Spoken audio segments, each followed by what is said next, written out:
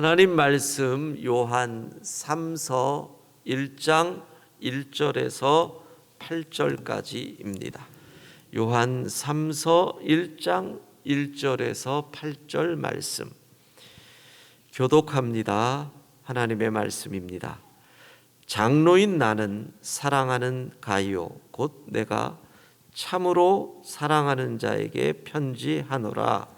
사랑하는 자여, 내 영혼이 잘됨 같이 내가 범사에 잘 되고 강건하기를 내가 간구하노라.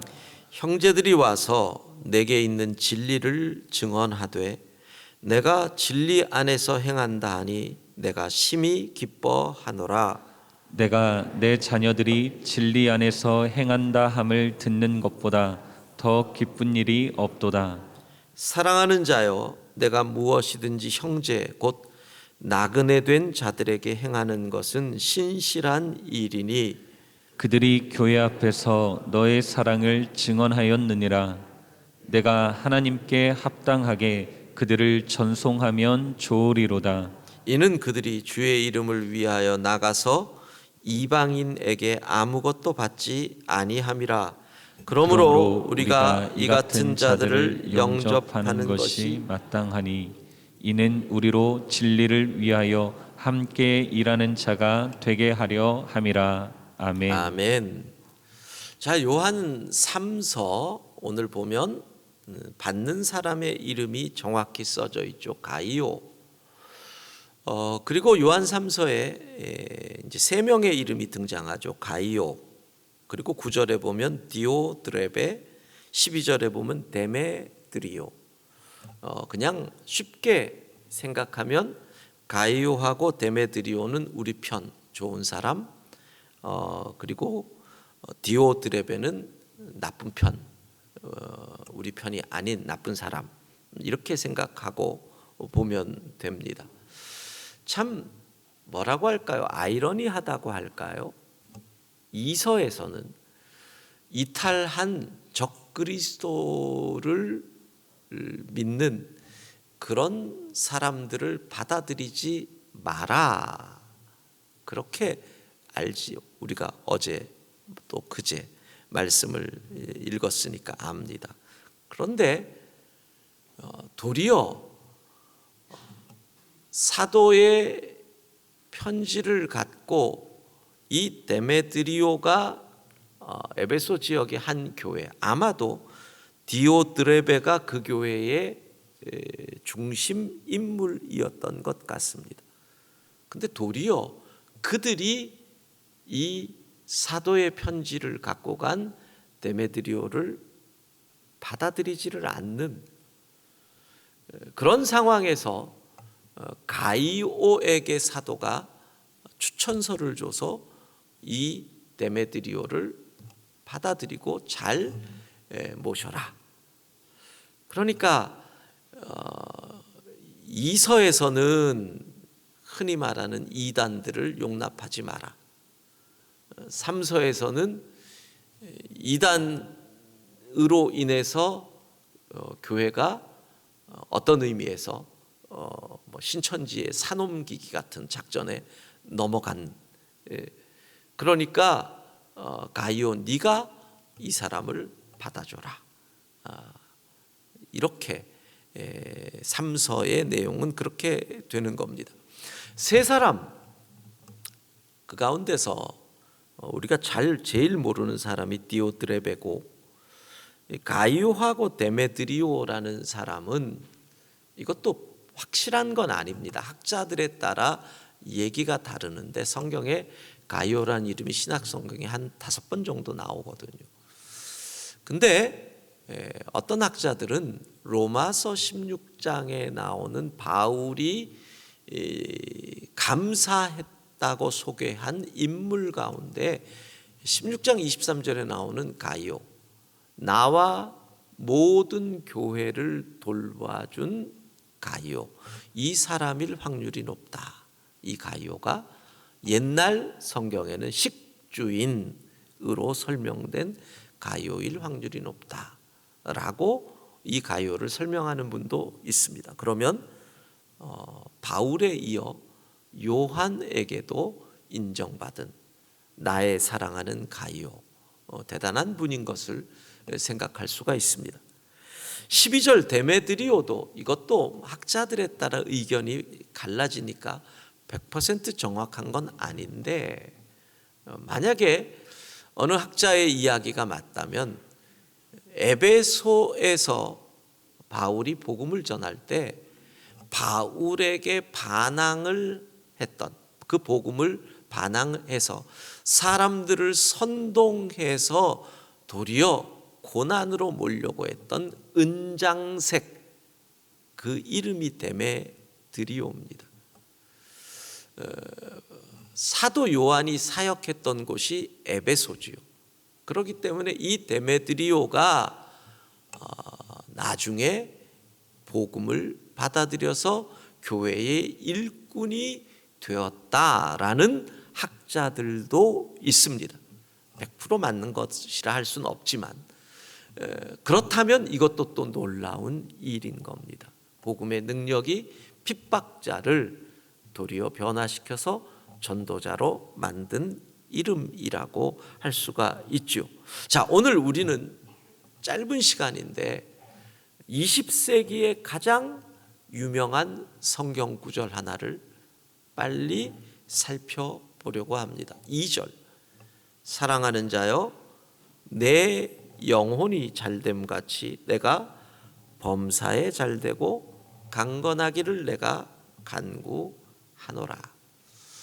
아마 20세기에 가장 유명하면서 가장 논쟁이 되는 성경 구절일 겁니다. 왜냐하면 이 구절이 바로 여의도 순복음교회 조용기 목사님이 가졌던 그 오순절 신학의 핵심이 되는 구절이기 때문에 그렇습니다. 흔히 우리는 예전에 삼박자 축복, 영혼이 잘되면 그 다음에 모든 하는 일이 잘되고 육체까지 건강해지는 복을 받는다, 이렇게 이 삼박자 축복, 요즘은 이 삼박자라는 박자의 이 어감이 안 좋다고 해서 이름이 삼중축복, 이렇게 여의도에서는 이름을 바꿨습니다. 이거지요. 영적인 축복이 가장 우선이다. 예수님을 믿고 죄 사함을 받고 하나님의 자녀가 되는, 그래서 영생을 선물로 받는 이 영적 축복, 이게 영혼이 잘 되는 것. 그러면 환경의 축복이 따라온다는 겁니다. 원래 우리가 살았던 환경은 축복의 땅 에덴, 그런데 죄를 지어서 저주받고 그 에덴에서 쫓겨나면서 우리에게는 가난도 또 공포도 서로를 미워하는 미움도 불안함도, 이 모든 것들이 왔는데 영혼의 축복을 받으면 이 환경적 축복도 임해서 범사가 잘 된다. 그러면 그 다음에는 뭐예요? 육체의 건강도, 우리가 영혼이 저주를 받음으로 죽음이라고 하는, 질병이라고 하는 것들이 왔기 때문에 영혼이 축복을 받으면 건강, 육체 건강의 축복도 온다. 이게 삼중 축복입니다. 물론 저는 이 말씀을 부인하지 않습니다. 잘못됐다고 이야기하지도 않습니다. 그러나 영혼이 축복을 받은 사람이 모두 범사가 잘 되느냐? 모두 건강하냐? 그렇다면 이것을 천편일률적으로 진리처럼 그대로 적용할 수 있느냐 하는 부분에 있어서 우리가 고민을 해 봐야 한다는 것이죠. 이 말씀은 사실은 미국의 유명한 부흥사, 2009년에 세상을 떠난 이 오랄 로버츠라고 하는 목사님이 사실은 먼저 출발을 했다고 할 수가 있습니다. 그러니까 뭐 오리지널 이런 표현. 이 오랄 로버츠 목사는 사실은 양면, 한쪽으로는 오순절 운동의 어떤 이 신유 사역의 출발, 부흥을 일으킨 사람, 이런 칭찬을 받지만 또 한면쪽으로는 종교 사기꾼이라고 하는 그러한 비난을 동시에 받지요. 1963년에 대학을 세워서 오랄 로버츠 대학이라고 미국에서 그래도 괜찮은 대학 가운데 하나, 이 정도까지 영향력이 있는데 이렇게 됩니다. 어느 날 아침 일어나서 성경을 묵상하기 위해 성경을 펼쳤는데 내 눈에 딱 들어온 것이 요한3서 1장 2절이다. 하나님은 지금 그리스도인들이 번성하기를 원하고 계시는구나. 예수를 믿는 영혼이 잘된 사람들이 범사가 잘되고 강건하기를 하나님은 원하시는구나. 소위 말하는 전인적 번영 신학, 이렇게 출발을 하게 됩니다. 이 사람의 신유가 사기였다는 얘기도 많이 나오고, 소위 말해서 TV에서, 미국의 TV에서 전도를 한 텔레 에반젤리스트라고 이름을 붙였습니다. 1호입니다. 바로 그러한 영향 속에서 이 요한 3서 1장 2절이 해석이 되어지므로 수많은 논란이 된다는 겁니다. 자, 그러면 이 구절을 오늘 본문으로 해석을 한다면, 첫 번째로는 이 구절은 가이오를 향한 축복입니다. 그것은 누구도 부인할 수가 없습니다. 물론 우리가 하나님의 말씀을 누구 개인에게 한 것을 나를 향한 말씀으로 우리가 받아들임에 전혀 문제가 되는 것이 아니기 때문에 가이오에게 했다고 해서 이것이 나를 향한 축복으로 못 받아들이는 것 아닙니다. 야베스의 기도를 우리가 우리의 기도로 받아들이니까 전혀 문제가 되지는 않지만, 본문으로 보면 이것은 어쨌든 가이오를 향한 기도 축복이 됩니다. 또한 이 상황은 지금 디오드레베가 사도의 서신을 받아들이지 않는 상황 속에서 가이오를 향한 기도입니다. 그러면 사랑하는 자여 가이오요, 내 영혼이 잘됨같이, 영혼이 잘된다는 건 뭡니까? 지금처럼 네가 계명을 지키고 살아온 것처럼, 계명은 예수 그리스도의 이름을 믿고 그가 우리에게 주신 계명대로 서로 사랑할 것이니라. 그래서 너의 영혼이 잘됐으니 지금처럼 바른 믿음을 가져라. 그리고 순회 전도자들을 섬기고 영접하는 선한 일들을 계속한다면 하나님이 너를 잘되게 하실 것이다. 또한 여기서 강건함, 디오드레베와 같은 악한 자를 본받지 않는 건강하고 바른 그 강건한 믿음, 강건한 삶을 살 수 있도록 하나님이 복을 주실 것이다. 우리가 이 요한 3서를 통해서 본다면 이렇게 그대로 받아들일 수 있다라는 겁니다. 물론 여러분, 영혼이 잘 되는 자에게 하나님이 범사가 잘 되고 강건한 복을 주십니다. 그것을 부인하는 것은 아닙니다. 근데 중요한 것은 뭐냐? 오늘 본문에서 우리가 고민하고 기도하고 받아들여야 될 것은 과연 우리의 영혼은 잘 되고 있느냐. 나는 영혼의 건강에 관해서 정말 신경 쓰고 있느냐, 여기에 사실은 우리가 초점을 맞춰야 합니다. 왜냐하면 영혼이 잘 되는 사람은 육체가 건강하지 않아도 흔들리지 않거든요. 영혼이 잘 되는 사람은 내 환경이 연약해도 하나님을 향한 감사와 기쁨이 사라지지 않거든요. 자료를 쫙 찾아봤더니 오카는 목사님이 쓴 글 가운데서 영혼의 건강을 진단해보자, 이런 내용의 글이 있습니다. 우리가 육체의 건강은 얼마나 챙깁니까? 음식 먹는 것도 요즘은 탄수화물 먹지 말자 난리가 나고, 이런 거 먹으면 나쁘다, 흰밥 먹지 마라, 육체의 건강을 위해서 음식도 챙깁니다. 육체의 건강을 위해서 우리가 또 운동도 해야 됩니다. 영혼의 건강을 위해서 우리는 어떻게 하고 있느냐?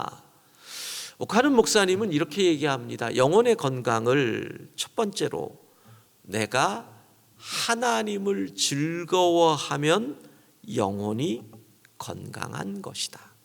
하나님을 즐거워한다는 것은 어떤 것일까요? 하나님의 낯을 피하지 않는 것입니다. 아담과 하와가 하나님을 즐거워했을 때는 동산에서 하나님과 함께 거닐었습니다.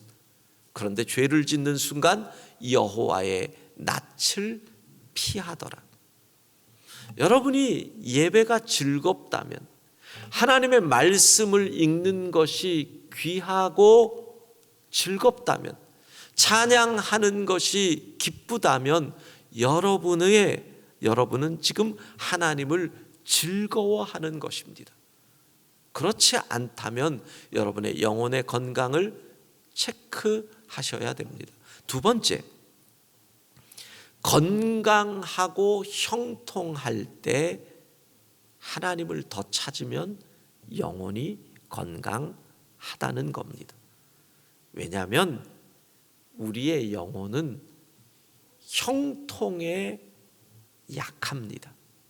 신기합니다. 돈이 잘 벌릴 때, 회사에서 승진할 때, 아이가 길이 딱딱 열리고 취직하고 결혼하고 모두가 잘 될 때 조용히 하나님 앞에 홀로 서는 사람 드물거든요.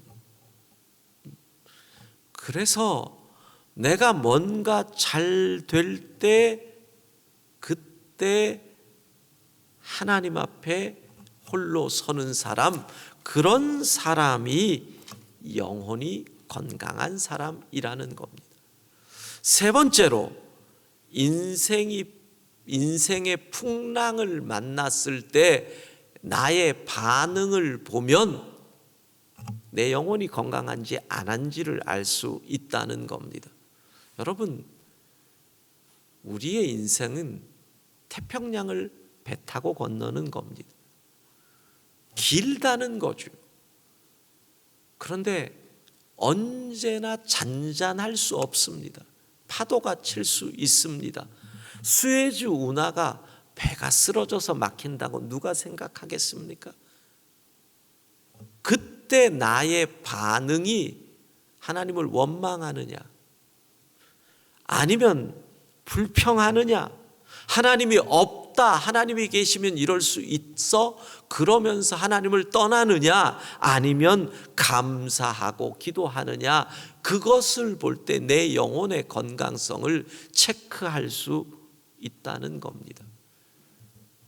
교회의 역사를 보면은요, 독일 2차 대전이 패망하고 나서 전쟁의 패전으로 가난이 찾아왔을 때, 그때 독일 교회에 한 5년 동안 교회마다 사람들이 가득 차서 2부 3부 예배를 드렸다고 합니다.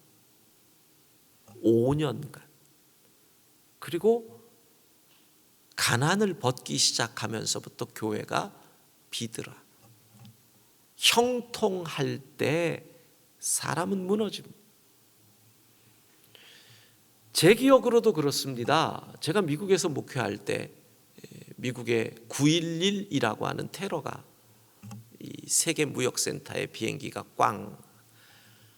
그때 미국 사람들이 그 다음 주일에 교회마다 가득 찼습니다. 와, 다 교회로 몰려오더라고. 위기가 다가오니까 2주 지나니까 다시 비더라고요. 사람의 위기는 딱 2주입니다. 2주. 편해지면 떠나고 편해지면 하나님 안 찾고. 여러분, 우리의 영혼을 건강하게 관리해야 할 줄로 믿습니다. 오늘 고난주간 우리 주님 제자들과 마지막 만찬하신 그날, 제자들의 발을 씻기신 그날, 그리고 겟세마네 동산에서 피땀 흘리며 기도하신 그날, 오늘 그날을 살아가며 우리의 영혼을 건강하게 주님과 동행하는 하루가 될 수 있기를 소망합니다.